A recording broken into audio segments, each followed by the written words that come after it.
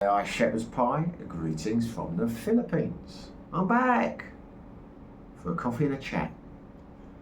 Today I thought we'd have a little talk about age, because it's not something I've really touched on before.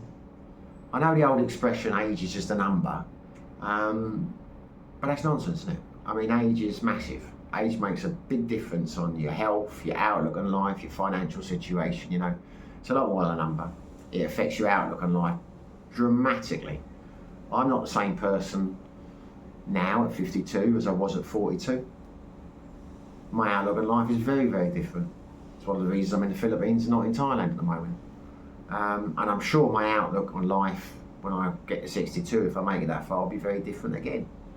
That's just the reality of life, which is why I don't intend to make any projections or think too hard about where I'll be when I'm 62, because my perspective will no doubt change. But the reason I'm making this video is I've done a number of videos over the last few months comparing Thailand to Cambodia and Cambodia to the Philippines and vice versa and Bali, etc. And I haven't really taken age into a consideration, and I should have done, because that makes a massive difference. Your perspective on a place could change dramatically or be completely different depending on the age you are when you go there. So with that in mind, I thought I'd make a couple of cheeky videos about my opinions on why you might want to consider going to certain places when you're at a certain age. Not telling you which is best. If you're expecting me to say, Thailand's the best choice or the Philippines is the best choice, can't do it, fellas. I'm not one of these. I know there's a very small camp of people who watch my videos who seem incredibly entrenched in this blind partisan passion about the country they're in. You say anything even remotely negative about Thailand, for example, there'll be some people out there who take that as an immediate slight, and get very irate, or you go back to stay in the Philippines and you're not wanted here and all this kind of nonsense. I mean, it's just cobblers, isn't it, at the end of the day? Everything I say is just my opinion. I'm never deliberately negative about any country, with the exception of China, probably. Do not like China. Thailand's got some great things going for it. Philippines got some great things going for it. Cambodia's got some great things going for it. Equally, there's a few problems with each. So anyway, going around in circles now. It's not a binary choice. Take what I say, with a pinch of salt. Because I'm not going to tell you which country to go to. I'm just going to suggest a few things that you might want to consider if you are a younger man of 50, or let's not get too exact on that. You might be a young 55. If you feel that you are closer to 50 in your outlook on life than you are to 60 and you're 55, then this video could be for you. If you're a very old 50 at heart, you might want to think this video might not be for you. I mean, it really depends what you're looking for, doesn't it? I mean, there will be some people who are nature lovers into ornithology, want to go to the mountains and, paint watercolours and that. Well, power to you. You know what I mean? This video is probably not for you, because I can only, comment on what works for me and why I decided to go to places and why I would do things differently based on my own, likes and dislikes. I'm working on the assumption that there are a few people out there who think like me, who might find this interesting and might find it helpful. So anyway, let's crack on with the video. Where do I think, or where would I consider retiring if I was 50 again? Or let's say, one of the things we're probably going to have for this first video, because I am intending to do one for 60 plus, 70 plus, because my choices are going to be very different based on when I reach those ages, based on the predictions that I'm going to make in those videos, or the assumptions I'm going to make in those videos. But we're turning back the clock now. I'm going to be thinking as I was as a 42-year-old male when I first became an expat, and I'm going to work on the assumption that you're single. Because obviously, if you're going, you've got a Filipino wife or girlfriend or whatever, then you're invariably going to end up in the Philippines. If you're, married to an English woman or whatever, and she's going over there with you, you're not going to be interested, theoretically, in the availability of women in the country we're going to. So, these are things. This video is not really for you if you're in that situation. This is for a single, red-blooded male from the age of 40 to 55, shall we say. Where would I go? 3 countries spring to mind. Actually 4, but I always try and stick. I always try to be honest. Well, I'm always honest to the best of my ability in these things. I would like to talk about Vietnam. I have never been to Vietnam, but I have heard amazing things about it. So I'd add Vietnam as one of the 4 places that I would give serious consideration to in Asia. But find another channel that knows what they're talking about in Vietnam and do a bit of research on there, because I'm thinking now, if I could turn back the clock, knowing what I'm knowing, or what I know now, if time machine, I'm 40 years old, Vietnam would definitely be a place that I would go to, 100%, because I've heard nothing but good things about that for the last 2 years. The trouble is, when I was living in Thailand before, the visas were very hard, to stay more than, the tourist visa. Now they've extended to 90 days, and I think there's various other options. And I know a few people have been there in the last year and got nothing but good things to say about Vietnam. So let's say Vietnam's one of the options, but we're going to leave it there. And if you decide that might be the one for you, then go and watch some more films on an expat Vietnam channel. So we got Cambodia, we've got Thailand, and we've got the Philippines. You could also have Indonesia and Bali. I'm not including that because I'm looking at my perspective. Never really appealed to me. Malaysia, no, not for me. Kuala Lumpur's alright, I've been to Malaysia a couple of times, but alcohol's too expensive, the nightlife there. I liked, certainly when I was younger, at the age we're talking about, I would have liked to go out to bars and clubs and things a lot more than I do now, because that was my party stage. And yeah, too expensive over there. Not many options, and the ones that are options tend to be like really poncy nightclubs and hotels and that, when you pay like £8 a beer. Can't be doing that, so that's not an option for me. If I was doing my time again, and I was a young man knowing what I know today, or what I would recommend today if you're that kind of age group, I'd say Cambodia, Thailand, or the Philippines. And this is why. Now, one of the problems you're going to have is visas, straight off the bat. So you need to consider this. Now, Thailand is quite difficult in terms of a visa, because until you're 50, you can't get a retirement visa. So that's going to be a problem. But there are always ways around it. There are education visas, there are fixers, there are border runs you can do. I mean, to be honest with you, I've just come to the conclusion now, I could end the video. What you should probably do is split the year between Thailand, Cambodia and the Philippines until you eventually decide you want to stop moving, and then that's it. But assuming you don't want to do that, what would I recommend? Why would I recommend those 3 countries? Well, let's say Thailand. Okay, so you got the visa problem with Thailand straight away, but it's not insurmountable. You don't have a visa problem with the Philippines, which is massive, because you've got the tourist visas here, and you can, theoretically extend for 30, or you can extend for up to 36 months.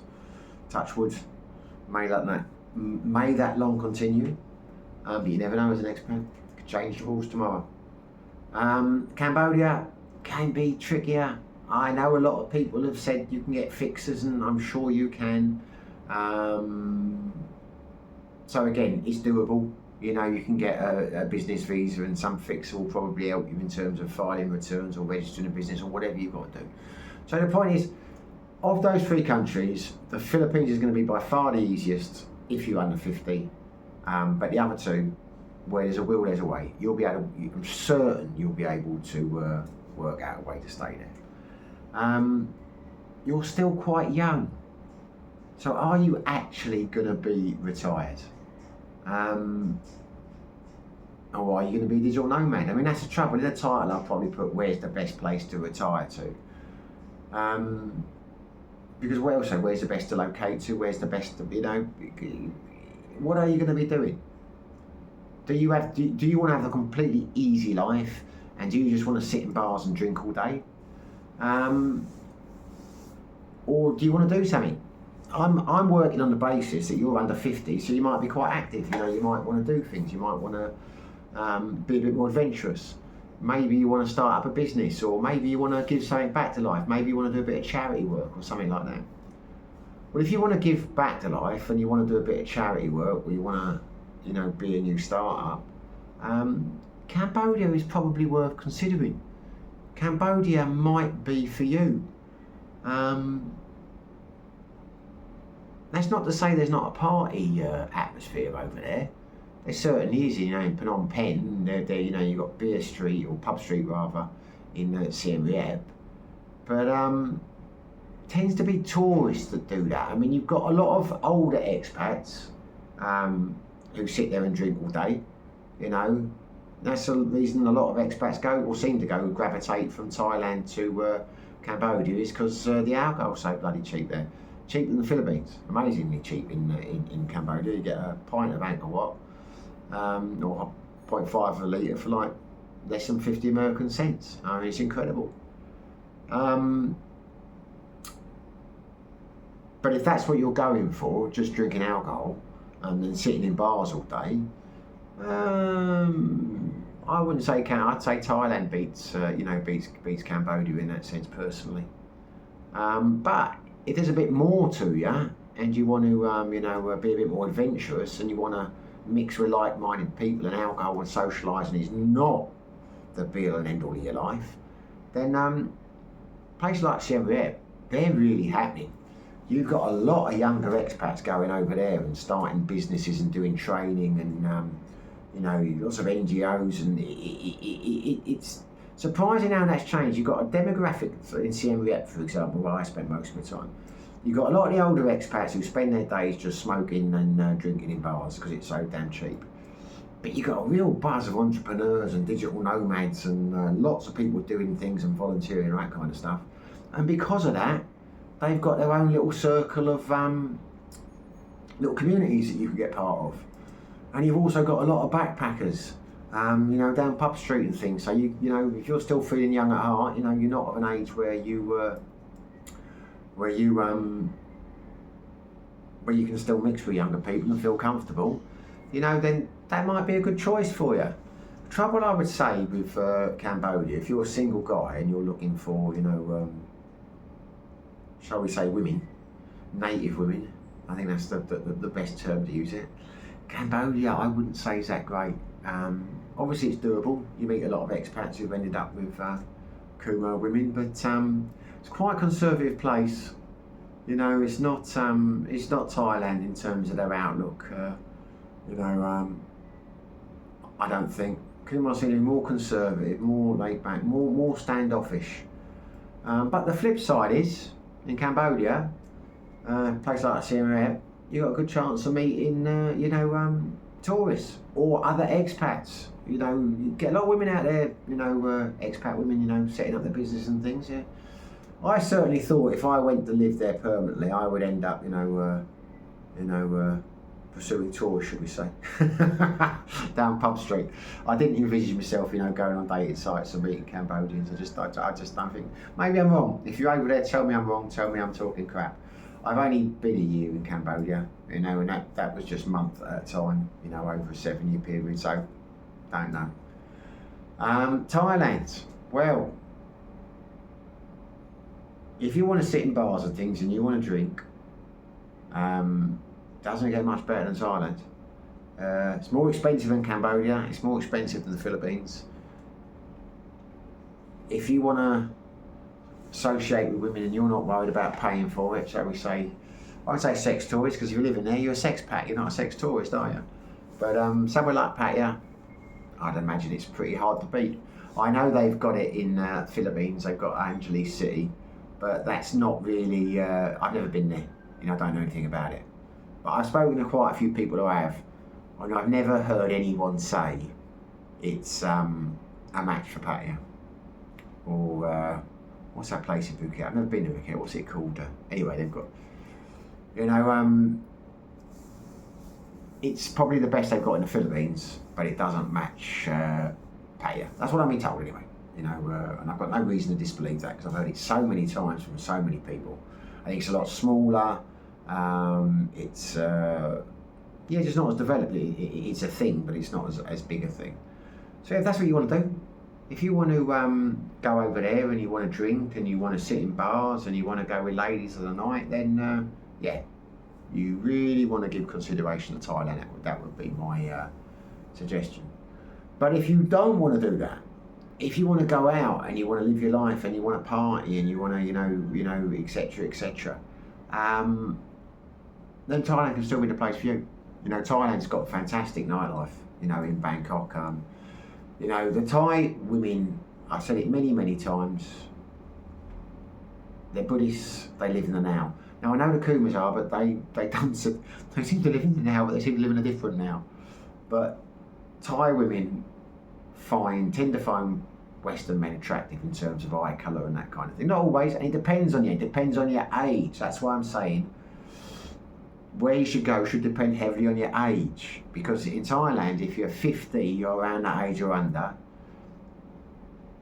as long as you haven't got two heads or something like that, you've got a bit of game. It's very, very easy to go to small towns and clubs and villages and that really stand out and get women, let's say, very easily. And we're not talking about paying for it here. We're talking about, getting with women and taking it further, as into one night stands. Because Thais are Buddhists, they don't have the same, I've said it many times on the channel, they don't have the same stigma of one night stands and that kind of thing. It's a very fluid country in that sense. They live in the now, they don't believe in sin, etc., etc. So, if you want to have a great time, you want to eat great food, then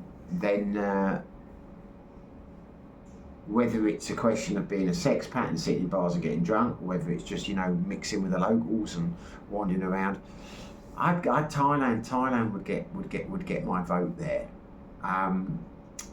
But it would be close to the Philippines. And I'll tell you why in a second.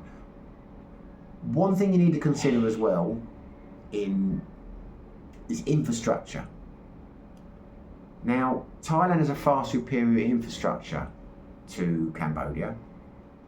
Cambodia, the health system isn't great there, which is why, as you'll find out in the subsequent videos, I wouldn't recommend anyone over 70s thinking of settling down and staying in Cambodia necessarily, because the healthcare system is so bad.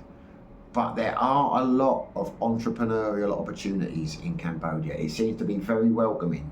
Their business visa requirements are a hell of a lot easier than the business requirements, to open a business in Thailand. Thailand, you've got to have X amount of money.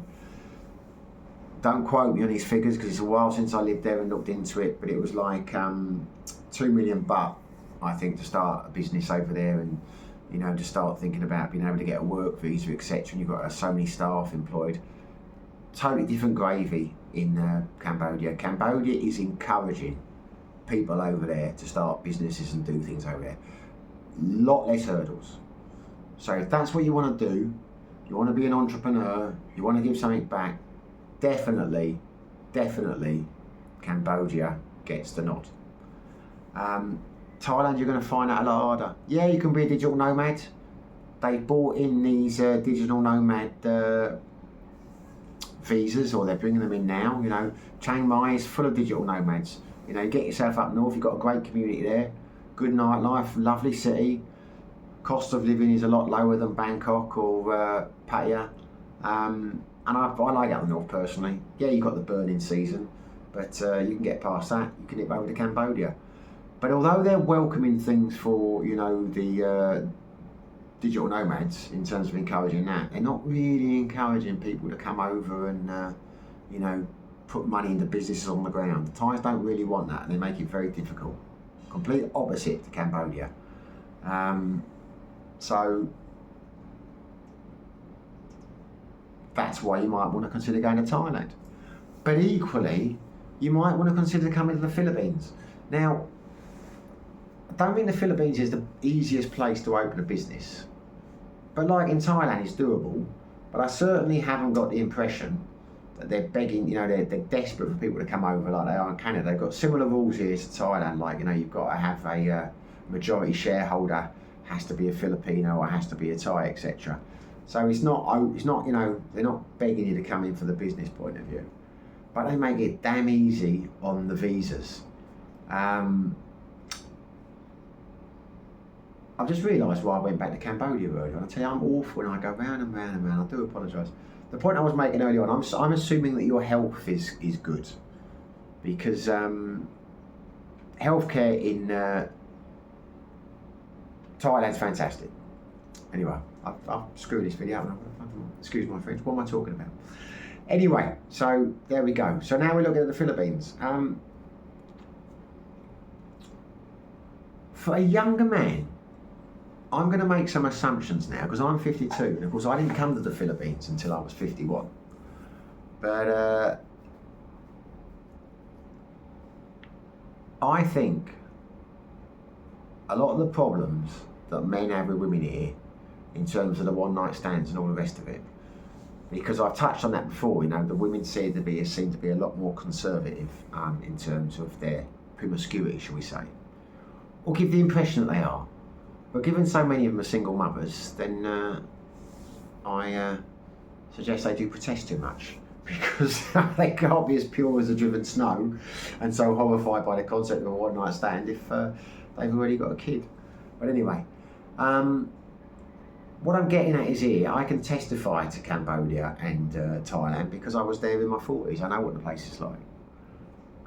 I'm making an assumption on the Philippines, but an educated assumption, because I know a few younger people here and I've watched them in action. I know what it's been like for me coming here at 51. You might want to consider coming here because the alcohol's cheap. There is nightlife in certain places. Don't think it's on a par with Thailand, but it's good, it's okay, and do it. You can have a great time in Dumaguete, Cebu, Manila. The point I'm getting at is, in a roundabout way, Filipino women and Thai women, they may not admit it, but they have a thing about age. That's why I'm saying it's important the age you are. You will get a Thai woman who is with a man who's, 75, 80 or whatever, and she's like 30, 40 years younger. It goes on. Whether that's financial or whether that's attraction, I don't know. But certainly, Thai women, on the whole, are less likely to have a big age gap. It's just the way it is. I think it's because the country's wealthier. A lot don't need the money. In the Philippines, I think there's a hang-up with age. And understandably so. I know we say, well, it's not you get these age, but whatever you can see by the women who are with men or whatever. What I'm getting at is, you're going to be more desirable 45 years old than a 75-year-old man. In terms of a one-night stand, a casual relationship. They're not necessarily going to be looking at you for marriage, where they may get with the older guy for their financial stability, etc. But it's very unlikely they get with him because there is an animal attraction. What I'm saying to you is, if you are of a certain age, like, 40, 43, 45, whatever, then there's a good chance you'll be able to, plough that field, shall we say. So, yeah, Philippines could be a good option for you. You come to the Philippines, I say there is the nightlife here. You will be, I think you'll find you're more attractive than you are. Well, you're definitely more attractive than you are in your home country. Whether you'll be as attractive to women as you might be in Thailand depends on, what you dress, what you do, what your attitude is. But I think you'll probably do all right if you've got anything about you. You'll certainly find the visas very easy. They will not be a problem for you. As I say, starting a business will not be as easy as it is in Cambodia, guarantee you that.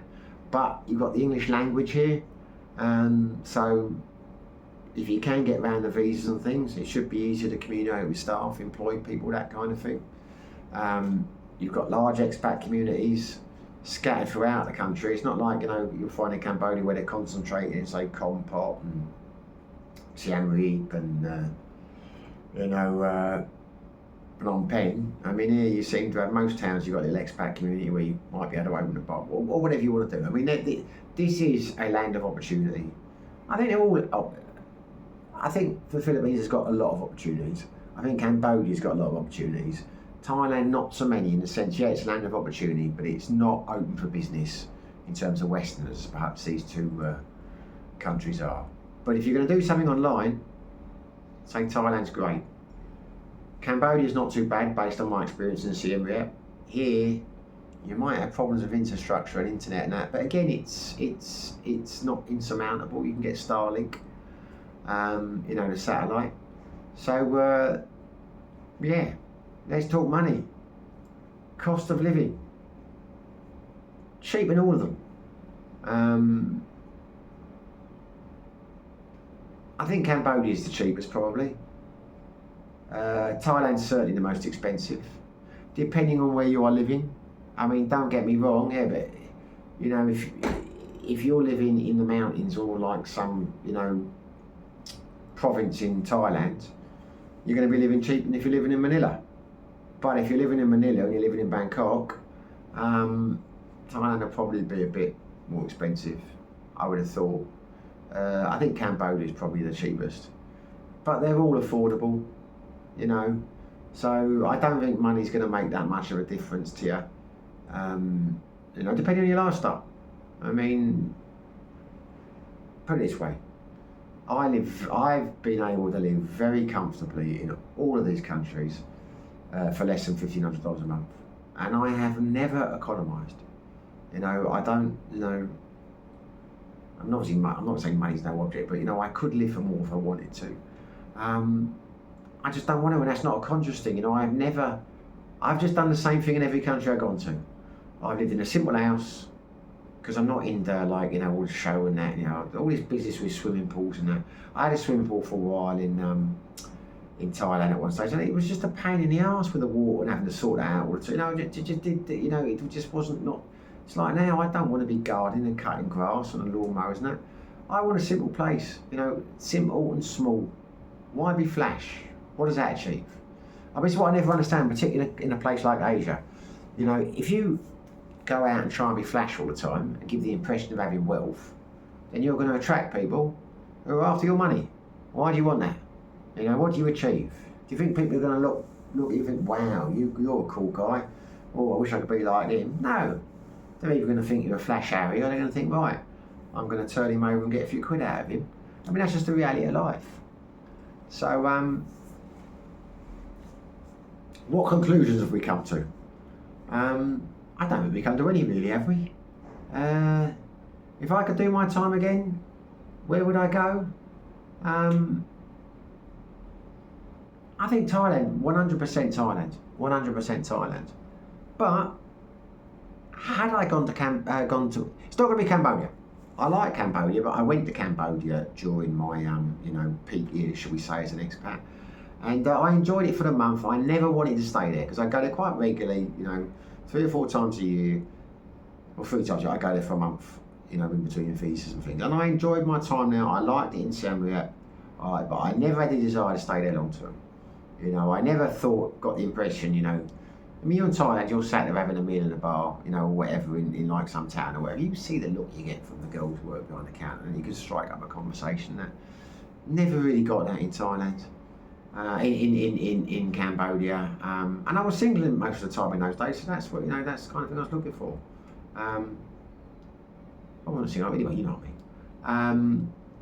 But there were backpackers, and you can do all right in that sense. But Cambodia was never for me. The Philippines now is different. I'm settled down. I'm in a relationship. I'm looking for a quieter life, and I'm happy with that. But I don't know what it'd been like if I come here at 40. If I'd been 40, maybe I'd have enjoyed it more, maybe I'd have enlarged it more, maybe it'd have been more exciting.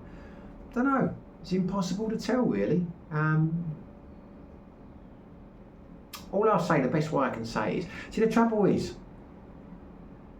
I think one of the problems that I had when I came to the Philippines, in terms of I was not impressed and the wow factor, etc., was that I spent so long in Cambodia and Thailand. You know, the bar had already been set. You know, it had. So, and it was a high bar.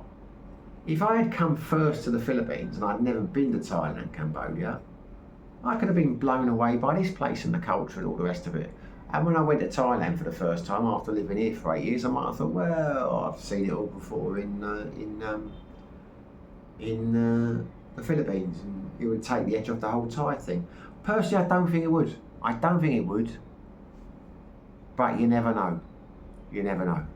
Can't go back in time. Christ, I wish I could, but you can't. Anyway, so what have we learned? Nothing, probably. I'm doing my best to come up with content. I'm trying to be helpful and interesting. Whether I'm achieving it, I don't know. But let's summarise. If you want to start a business, start from scratch, do something, be active, give something back, volunteer, socialise with people your age group and younger from the West, then Cambodia. I would say Cambodia.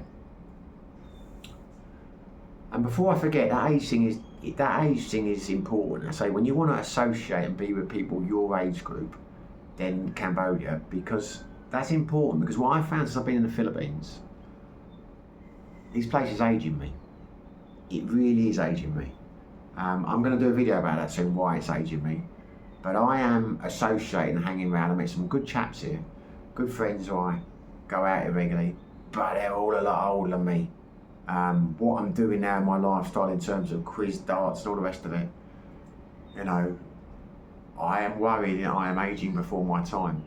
And because I'm doing the old videos and you see yourself, I think I'm aging physically as well. I've only been here 9 months, but my God, I look a lot rougher now than I did 9 months ago when I started making the videos.